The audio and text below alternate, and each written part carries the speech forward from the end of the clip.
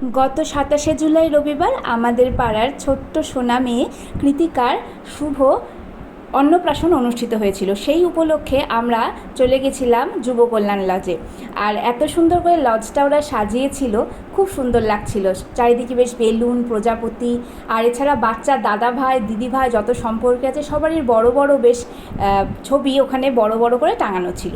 আর আমরা তারপরে খেয়ে নিয়েছিলাম একটু আমপানার শরবত, আর ওজো খেয়েছিল একটু সেই অরেঞ্জ টাইপের কিছু একটা শরবত হবে, আমি ওটা টেস্ট করে দেখিনি তাই বলতে পারবো না। তারপরে আমরা লাঞ্চ করতে বসলাম। আমাদের টেবিলে আমি, আমার ছেলে ওজো, সামনের বাড়ির স্বর্ণালী বৌদি, আর স্বর্ণালী বৌদির ছোটো ছেলে রিজু বসেছিল। আর ওজোর বাবা বসেছিল সামনে, তোমরা দেখতেই পেলে। আর তার পাশে দাদা বসেছিল, মানে বৌদির যে হাজব্যান্ড দাদা, আর বৌদির বড় ছেলে রূপ। ওদেরকে দেখাতে পারিনি। যাই হোক, খাবার টেবিলে প্রথমে তো বাটার পেপার দিল, তারপরে লেবু দিল, স্যালাড দিল, ছিল পনির সেটে, তার সঙ্গে ছিল সস। আমি সাধারণত কোনো অনুষ্ঠান বাড়িতে সসটা নিই না, কিন্তু এখানে নিয়েছিলাম। এরপরে ছিল বেবি নান সঙ্গে চানা মশলা। প্রথমে আইটেমগুলো খুবই ভালো লাগছিল খেতে, আর ভাবছিলাম পরে কি আসবে। তারপরে ছিল সাদা ভাত।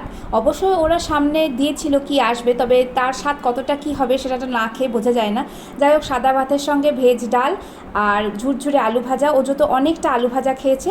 আর প্রত্যেকটা আইটেমই খুব ভালো ছিল। ওরা অনেক কিছু রান্না করেছিল, তার মধ্যে ইলিশ মাছ ছিল, কাতলা মাছ ছিল, চিংড়িও ছিল। আসলে আমি তো চিংড়িটা খাই না, সেজন্য ওটা বাদ ছিল। ওজোর আবার কাতলা মাছটাই বেশি ভালো লেগেছে, তাই আমাকে প্রায় দেড়খানার ইলিশ মাছ খেতে হয়েছে। যাই হোক, পরে ছিল চাটনি, পাঁপড়, আর ছিল কেশরী ভোগ আর পান্তুয়া। আমি খেয়েছি কেশরী ভোগ, ওজো খেয়েছে পান্তুয়া। যাই হোক, খাবার দাবার খুব ভালো ছিল। আর কৃতিকার সামনে জীবন হয়ে উঠুক অনেক মধুময়, এই কামনা করি।